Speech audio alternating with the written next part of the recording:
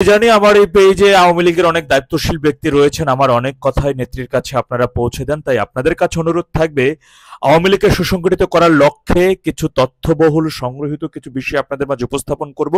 এই তথ্যগুলো দ্রুত সময়ের মধ্যে নেত্রীর কাছে পৌঁছে দিবেন এবং যারা ভিডিওটি দেখছেন তারা একটু বেশি করে শেয়ার করবেন যেন সেই দায়িত্বশীল ব্যক্তিদের নজরে আসে ভিডিওটি। তো আমি ঐক্যবদ্ধ আওয়ামী লীগ ইস্পাত দৃঢ় কঠিন। ঢাকায় মেয়র তাপস সাহেবকে মানসিকভাবে সিদ্ধান্ত নিতে হবে যিনি সাইদ খোকন সাহেবের কর্মীদের পাশে থাকবেন। গাজীপুরের জাহিদ হাসান রাসেল সাহেব, আজমাতুল্লাহ খান ও আকমা মোজাম্মেল হক সাহেবদের সিদ্ধান্ত নিতে হবে তারা মেয়র জাহাঙ্গীর আলমের সাহেবের যে কর্মীরা মাঠে কাজ করবে তাদের পাশে থাকবে।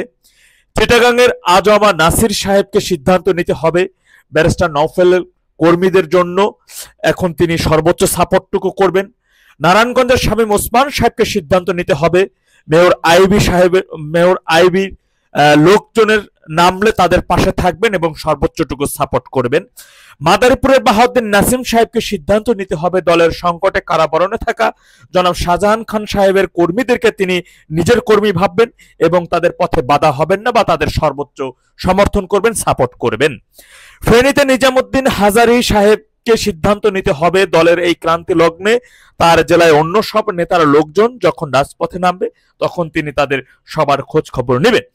এইভাবে প্রত্যেকটা জেলার আমাদের যে সকল নেতা কর্মীরা বিগত দিনগুলোতে ব্যক্তিগত রাজনীতির স্বার্থে গ্রুপিং পলিটিক্স করেছেন সেই সকল নেতাদেরকে এখন সিদ্ধান্ত নিতে হবে তারা দলের এই দুঃসময় তারা এক ও অভিন্ন এবং তারা একটি ছাতার নিচে চলে এসেছে মাননীয় নেত্রীর ডাকে এবং তারা এক অভিন্ন হয়ে একটি বৃহত্তম শক্তি যোগান দেওয়ার জন্য সেভাবে কাজ করছে। সেই বিষয়গুলো থাকতে হবে, মনে রাখতে হবে। আওয়ামী লীগ ঐক্যবদ্ধ এখনো কিন্তু হতে পারেনি এই 14 মাসের ব্যবধানে, কিন্তু এই সত্য আমাদের জোরালো শক্তি প্রদর্শনের প্রথম বাধা। এখনো একজন নেতা অন্য নেতার কর্মীদের নিজের দলের কর্মী ভাবতে পারছে না, এটি অত্যন্ত দুঃখজনক। তো আমরা যেদিন আসলে সমস্ত জেলা ঐক্যবদ্ধ হতে পারবো সেদিন থেকে আমরা মাত্র 30 মিনিটের ব্যবধানে একটি আন্দোলনে ঢাকার রাজপথ নিজেদের নিয়ন্ত্রণে নেওয়া খুব একটা কঠিন ব্যাপার না। তথাপি আমি আর একটু কিছু নেতাদের কথা আমি একটু আপনাদের না বললেই নয়। উত্তরাতে জনাব হাবিব হাসান ভাই আছেন, তিনি একজন যোগ্য। মোহাম্মদপুরে রয়েছেন তার মানে হাবিব হাসান সাহেবের তার অনেক কর্মী বান্ধব কর্মী রয়েছেন আমরা জানি যতটুকু। মোহাম্মদপুরের সাদেক খান সাহেবের অনেক আত্মীয় স্বজন রয়েছে, তিনি মাঠে উপস্থিত না থাকলেও তার যে জনসমর্থন রয়েছে স্থানীয়ভাবে এটি একটি ব্যাপক। এবং সাথে তো সেখানে আমাদের আর সাবেক সংসদ সদস্য আওয়ামী লীগের প্রেসিডিয়াম সদস্য জনাব জাহাঙ্গীর খান নানক সাহেব রয়েছেন, তাকেও তার সাথে এক ছাতার নিচে আসতে হবে।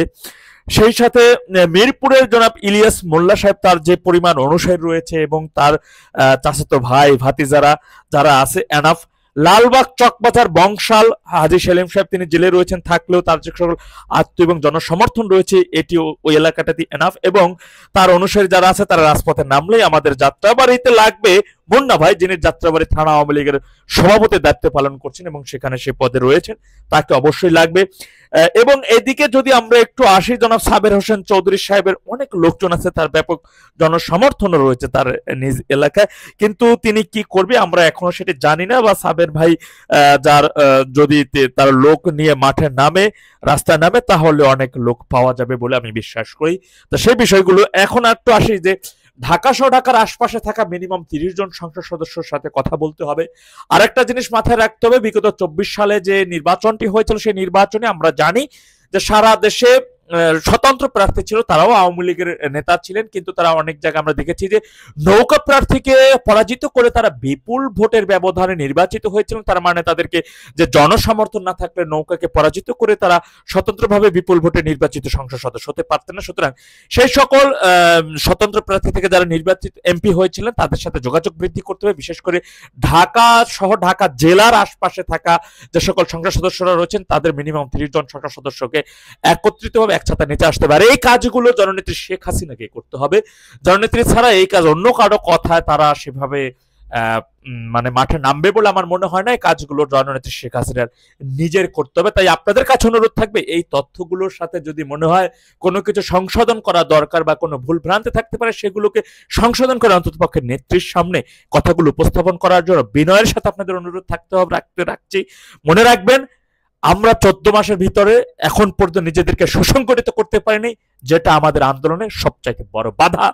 সুতরাং এই বাধাটাকে কিভাবে অতিক্রম করে আমরা এক অভিন্ন হয়ে ঐক্যবদ্ধ, জাতিকে কেউ দাবায় রাখতে পারে না, সুতরাং আমরা ঐক্যবদ্ধ হয়ে যদি রাস্তায় নামি 30 মিনিটের ব্যবধানে জাতির এই শত্রুদেরকে নিরাশ করতে পারবো।